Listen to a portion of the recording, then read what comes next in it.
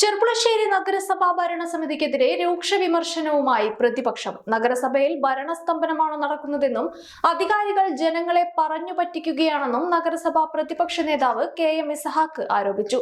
പഴയ bus stand പൊളിക്കുന്നതുമായി ബന്ധപ്പെട്ട വിഷയത്തിൽ വൺ ന്യൂസിനോട് സംസാരിക്കുകയായിരുന്നു അദ്ദേഹം.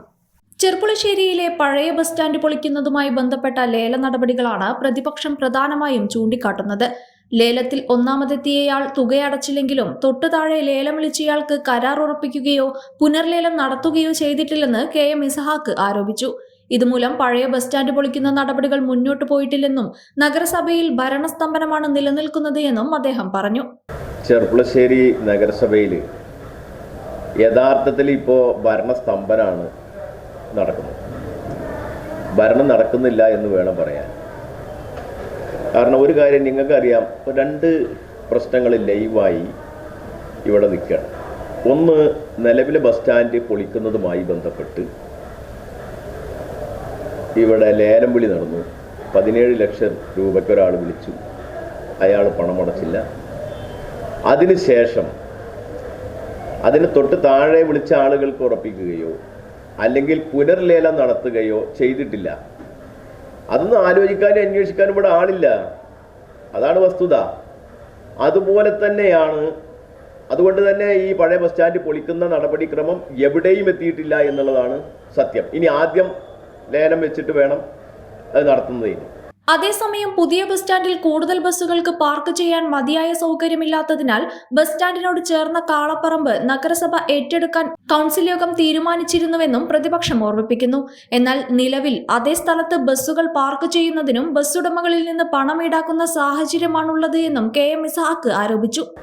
അതുപോലെ തന്നെ പുതിയ ബസ് സ്റ്റാൻഡിൽ ഇപ്പോൾ വാഹനങ്ങൾ ബസ്സുകൾ കയറുന്നത്, അവിടെ ബസ്സുകാരിരുന്ന് പണം പിരിക്കുന്ന ഒരു സ്ഥിതി ഉണ്ടല്ലോ. 2 തവണ അവിടെ ലേലം വിളിച്ചു, 2 തവണത്തെ ലേലവും പൊളിഞ്ഞു.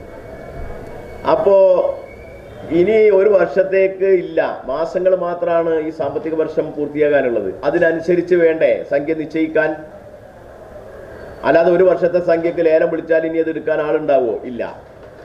എന്നിട്ട് ഇവിടുത്തെ ഒരു കണ്ടിജന്റ് ജീവനക്കാരി അവിടെ പണം പിരിക്കുന്നുണ്ട്. ഇപ്പോൾ ബസ്സുകാരിരുന്നു. കൂടാതെ കാളപ്പറമ്പിന് പിരിവ് വേറി നടക്കുന്നുണ്ട് എന്നാണ് ഞാൻ മനസ്സിലാക്കിയിട്ടുള്ളത്.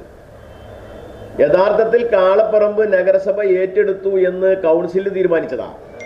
വാഹനങ്ങൾ മതിയായ വാഹനങ്ങൾക്ക് അവിടെ നിൽക്കാൻ സൗകര്യമില്ലാത്ത സാഹചര്യത്തിൽ തൊട്ടടുത്ത കാളപ്പറമ്പ് കൂടെ ഉപയോഗപ്പെടുത്തിയിട്ടാണ് നാം ബസ് സ്റ്റാൻഡ് ഫംഗ്ഷൻ ചെയ്യാൻ പോകുന്നത് എന്നാണ് കൗൺസിലിനെ ഇവർ ധരിപ്പിച്ചിട്ടുള്ളത്. ഇപ്പോൾ കാളപ്പറമ്പിൽ ആരൊക്കെയോ എന്താ അവിടെ പണം പിരിക്കണീൻ്റെ കഥ എന്നൊന്നും ഇപ്പോൾ നഗരസഭയ്ക്ക് അറിയില്ല. എല്ലാം ഒരു കുത്തഴിഞ്ഞ അവസ്ഥ. അതിനപ്പുറമാണ് നിലവിൽ പദ്ധതി ഉണ്ടാക്കേണ്ട കാര്യം. വാർഡ് സഭകൾ വിളിച്ചുകൂട്ടാൻ കൗൺസിൽ തീരുമാനമെടുത്തെങ്കിലും പിന്നീട് പ്ലാൻ ഫണ്ടിന്റെ പേര് പറഞ്ഞ് നടപടികൾ നിർത്തിവെച്ചതായും പ്രതിപക്ഷം ആരോപിക്കുന്നു. ഇതെല്ലാം നഗരസഭയിലെ ഭരണസ്തംഭനത്തിന്റെ തെളിവാണെന്ന് KM ഇസഹാക്ക് പറഞ്ഞു. ചെർപ്പുളശ്ശേരിയിലെ ട്രാഫിക് പരിഷ്കരണം പോലും സാധാരണക്കാർക്കും വ്യാപാരികൾക്കും വിദ്യാർത്ഥികൾക്കും നഗരത്തെ ആശ്രയിച്ച് ജീവിക്കുന്ന തൊഴിലാളികൾക്കും വലിയ ബുദ്ധിമുട്ടുണ്ടാക്കിയെന്നും നഗരസഭ ജനങ്ങളെ പറഞ്ഞു പറ്റിക്കുകയാണെന്നും അദ്ദേഹം ആരോപിച്ചു. ഇവിടെ വാർഡ് സഭ വിളിച്ചു കൂട്ടാൻ വേണ്ടി തീരുമാനിക്കുകയും അതിനുശേഷം ഫണ്ട് കുറഞ്ഞു, പ്ലാൻ ഫണ്ടിൽ ഫണ്ട് കുറഞ്ഞിട്ടുണ്ട്, യാഥാർത്ഥ്യം തന്നെ, അല്ലാതെ ഒന്നും ഇപ്പം ഞങ്ങളതൊന്നും നിഷേധിക്കണില്ല. അതിൻ്റെ പേരും പറഞ്ഞ് പിന്നെ ഭരണസ്തംഭനാണ്. വാർഡ് സഭ വിളിച്ചു കൂട്ടാനുള്ള ഒരു നടപടിയും ഇതുവരെ നഗരസഭ സ്വീകരിച്ചിട്ടില്ല. ഇതിൻ്റെ മൊത്തം സ്ഥിതി എന്താണെന്ന് ചോദിച്ചാൽ ചെർപ്പുളശ്ശേരി നഗരസഭയിൽ ഭരണസ്തംഭനം നടക്കുന്നു എന്നാണ് ഞങ്ങൾക്ക് ഇതുമായി ബന്ധപ്പെട്ട് പറയാനുള്ളത്. സാധാരണ ജനങ്ങൾ വരുന്ന അവരുടെ ദൈനംദിന കാര്യങ്ങൾ ഏറ്റവും മുൻപേ കഴിഞ്ഞ വർഷം വെച്ച പദ്ധതികളിലെ സ്പില്ലോവർ പദ്ധതികൾ പോലും എങ്ങനെ സ്പില്ലോവറായി? അതിന് പണം കൊടുക്കാത്തതിനിപ്പോൾ UDFന്റെ മേലെ പഴിചാരുക. 1,65,00,000 രൂപ ലാസ്റ്റ് ഗഡു ഡിസംബറിൽ കൊടുക്കേണ്ട പണം കഴിഞ്ഞ സർക്കാർ കൊടുത്തില്ല. ആ കൊടുക്കാത്തത് കൊണ്ടാണ് സാധാരണഗതിയിൽ മാർച്ചിലെങ്കിലും പേരിന് കൊടുക്കാറുണ്ട്, പണം ചെലവഴിക്കാൻ സാധിക്കാതിരുന്നിട്ട് പോലും കൊടുക്കാറുണ്ടായിരുന്നു. ഈ കുറി തന്നതേയില്ല. അതുകൊണ്ടാണ് സ്പില്ലോവറിലേക്ക് പോയത്. അതിനൊക്കെ ഭരിക്കുന്ന ഗവൺമെന്റിനെ പഴിച്ചിട്ട് കാര്യമില്ലല്ലോ. 10,000 കോടി കയ്യിലുണ്ടാകുമ്പോൾ 30,000 കോടി രൂപയുടെ പദ്ധതി പ്ലാനാണ് വെച്ചത് കഴിഞ്ഞ ഗവൺമെന്റിന്റെ ധനകാര്യ വകുപ്പ് മന്ത്രി. അപ്പോൾ ഈ ഗവൺമെൻറ് അധികാരത്തിൽ വന്നപ്പോൾ റിയലായി എത്ര രൂപ നമ്മുടെ കയ്യിലുണ്ട്?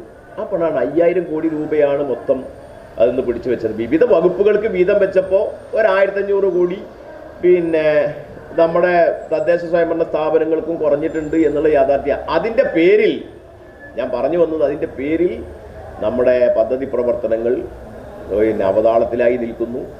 DPC കൂടിയിട്ടില്ല എന്നാണ് പറയുന്നത്. DPC ഇപ്പോൾ ഈ മാസം ഉണ്ടാവും എന്നാണ് കേൾക്കുന്നത്.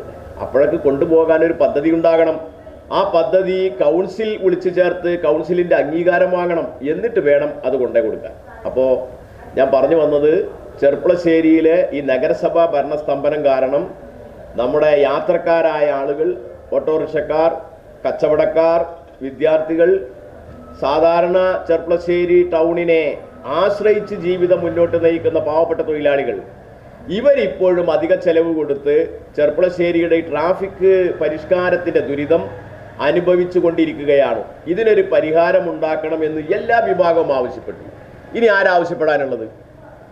ചെർപ്പളശ്ശേരിയിൽ ഇനി ആരാണ്? ഈ ട്രാഫിക് പരിഷ്കാരത്തിൽ അപാകതകൾ സംഭവിച്ചിട്ടുണ്ട്, ഈ അപാകതകൾ തിരുത്തണമെന്ന് ആവശ്യപ്പെടാൻ ഇനി ഏത് വിഭാഗമാണ് ബാക്കിയുള്ളത്? എല്ലാവരും ആവശ്യപ്പെട്ടിട്ടും എല്ലാവരെയും പറഞ്ഞ് സമാധാനിപ്പിക്കുക. ഇപ്പോൾ കച്ചവടക്കാർ ഒരു ദിവസത്തെ പണിമുടക്കും ധർണയും പ്രഖ്യാപിച്ചു. അവസാന ഘട്ടത്തിൽ അവരിവിടെ വന്ന് 1-2 തവണ നിവേദനമൊക്കെ കൊടുത്തിട്ട് പരിഹാരമില്ലാതെ ആ കച്ചവടക്കാരെ പോലും പറഞ്ഞ് തെറ്റിദ്ധരിപ്പിച്ചു. ഒരാഴ്ചക്കുള്ളിൽ പ്രശ്നം പരിഹരിക്കുന്നു അങ്ങനെ പറഞ്ഞ് ഇപ്പം എത്ര ആഴ്ചയായി? 16 ദിവസം കഴിഞ്ഞു ഇത് പറഞ്ഞിട്ട്, ഒരാഴ്ചക്കുള്ളിൽ പരിഹരിക്കാമെന്ന് പറഞ്ഞിട്ട്. 17ാമത്തെ ദിവസമായി ഇന്ന്. ഇതുവരെ ഒരു പരിഹാരവും കണ്ടെത്താൻ കഴിഞ്ഞില്ല. ആർക്കും അവിടെ പരിഹരിക്കാൻ, ആർക്കും അവിടെ ഒഴിവ്? ആരവിടെ വരുന്നത്? വരുന്ന ആളുകൾ ആരാ? പിന്നെ ഈ ഭരണപരമായ കാര്യങ്ങളിൽ വേണ്ടത്ര ശ്രദ്ധ പതിപ്പിച്ച് ജനങ്ങളുടെ ഭാഗത്ത് നിന്ന് വരുന്ന പ്രയാസങ്ങളെയും പ്രതിഷേധങ്ങളെയും വിമർശനങ്ങളെയും പിന്നെ സഹിഷ്ണുതയോടുകൂടി മനസ്സിലാക്കുകയും അവർക്ക് അതിനനുസരിച്ച് ജനം ആഗ്രഹിക്കുന്ന തരത്തിലുള്ള നയവും പരിപാടിയും സ്വീകരിക്കുകയുമാണ് ഒരു ഭരണസമിതിയുടെ ചുമതല. ആ ചുമതലയിൽ നിന്ന് ചെർപ്പളശ്ശേരി നഗരസഭാ ഭരണസമിതി പുറകോട്ട് പോയിരിക്കുന്നു എന്നാണ് എനിക്ക് ചൂണ്ടിക്കാണിക്കാനുള്ളത്.